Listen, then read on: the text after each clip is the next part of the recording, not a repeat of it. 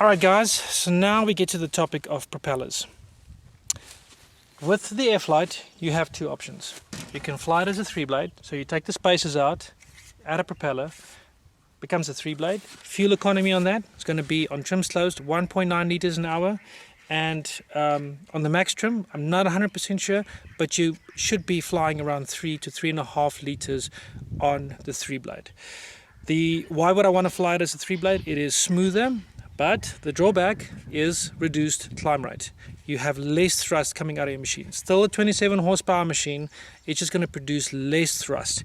And always, I would say the grail for us in flying these machines is always to have maximum amount of thrust with the best possible fuel efficiency.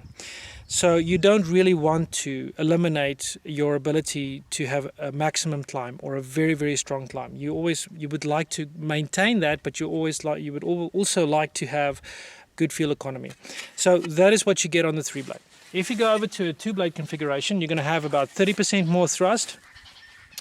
And you're going to burn, if you fly something like the Vtec Warp and you're doing a 35 knots, is the maximum cruise on the trims open, fastest glider available on the market on trim speed. You're going to burn up to 4.5 liters an hour, between 4 and 4.5 liters an hour. If that's the acceptable figure for you, as it is for me, then I would say this is a fantastic configuration. Remember, this is a center bolt system, so it's very simple to use. Easy to use and select between the two different systems. So basically, if I break one of these propellers, I can replace it with one of these. They're all balanced. So you do not order this as a 3-blade or a 2-blade. You order it as a 3-blade, you order the spacers with that, and you get something that you could swap between. So if you want to go fly economy, just add a propeller. If you want something that is got acceptable economy and extremely good climb rate, and also extremely good good climb rate and extremely good acceleration, this would be the set to go with. Alright, so now we get to the 2-blade E-prop. 2-blade E-prop, I'm not even going to show it to you guys now because I busted mine up a little bit with a little buckle that went into it. There's two problems with the E-prop. The E-prop will idle higher and you can't really adjust it to a lower RPM. The computer wants to try and keep the pressure up into the pressure that goes into the carburetor, and therefore the effective idle on the E-prop is about 3,000 RPM, a little bit less, 2,850 RPM, which is about what the NS230 Instinct wants to idle at. It's a very thin propeller, it's very lightweight. I believe that if the 2-blade that I've tested weighs about 700 grams, so it is super light, but if a buckle or something hits it, it gets pretty much destroyed because it's very thin carbon fiber with a foam layer inside, so it's finicky and it does not like chips, it does not like little accidents, does not like mess ups. So that's what I found with that propeller. Performance wise, very much the same as the 2-blade that we have.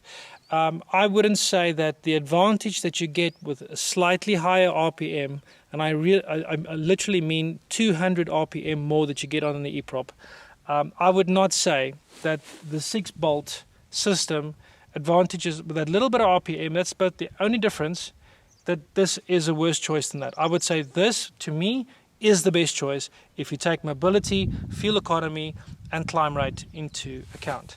Now, the only time I would say that this propeller starts becoming a little bit less efficient is above 8,500 feet when MSL. So when you're flying 8,500 feet to 12,000 feet, you're trying to catch a nice tailwind, you're going to burn up to 5.5 liters per hour. So that's when it starts eating, and I really do mean that's when you're flying it at 35 knots at the max speed, trim speed of your Vtec Warp.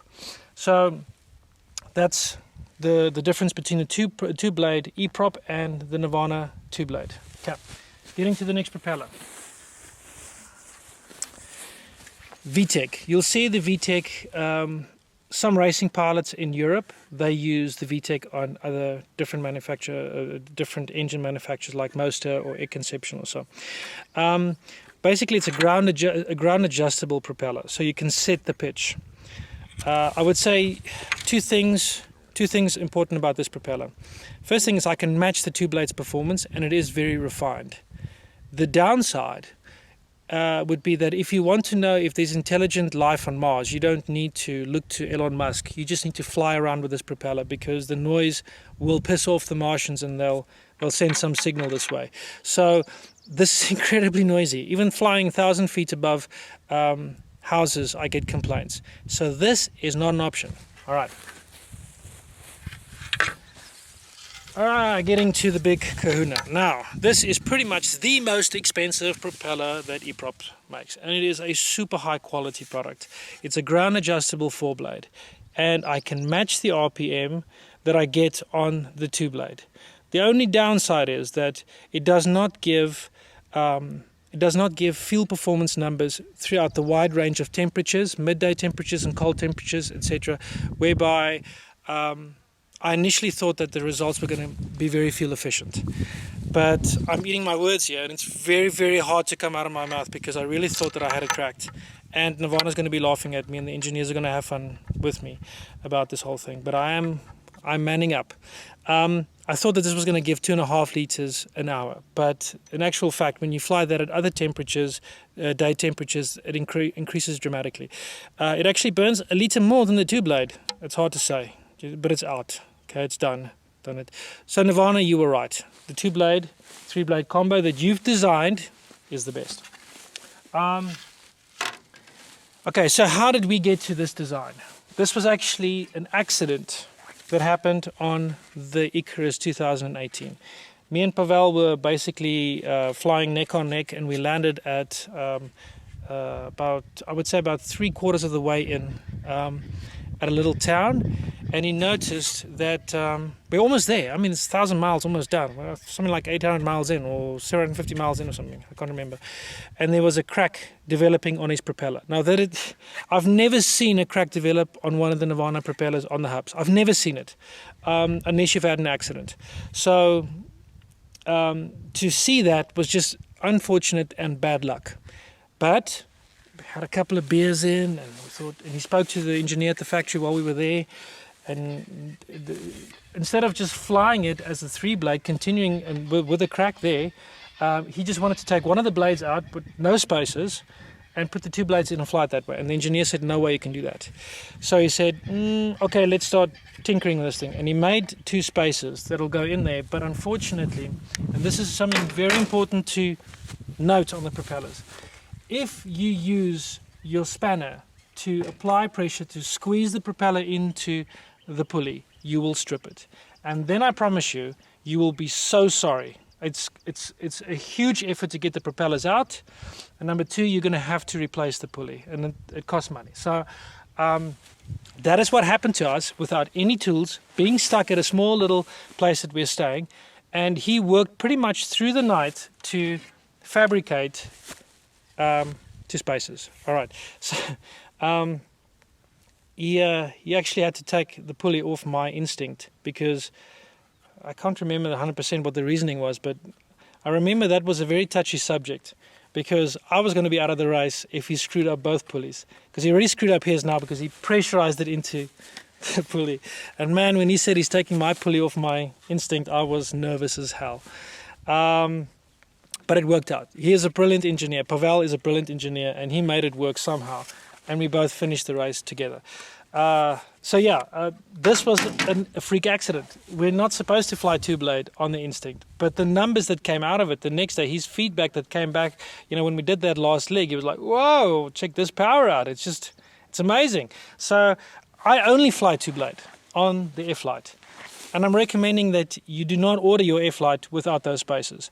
It is a bag of fun, and it just makes the purchase worthwhile. If you're a retired guy that just wants to cruise and have that fuel economy feel to your whole experience, it's very, very gradual, slow flying glider, something like, well, I'm not going to mention different models, but if you fly a Universal, just one name, Universal, and you're just like an easy cruiser, the 3-blade's going to be fine for you.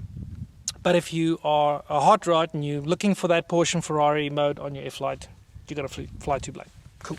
Guys, that settles the propeller story. I am not going to tell Nirvana ever again that their propeller doesn't work. They will come up with something else eventually in the future, but I'm happy with what they designed. I've tested everything else on the market that is, from my perspective, a possible replacement, and none of them delivered as well as the Nirvana product. So I'm closing the subject. If you have any questions about very detailed questions about what my findings were, I'm happy to answer it. But I have a tendency to talk too much like I'm doing right now, and these videos are getting too long and you are getting tired and you want another coffee or another beer. So I am shutting up. Adios, amigos. Talk to you later.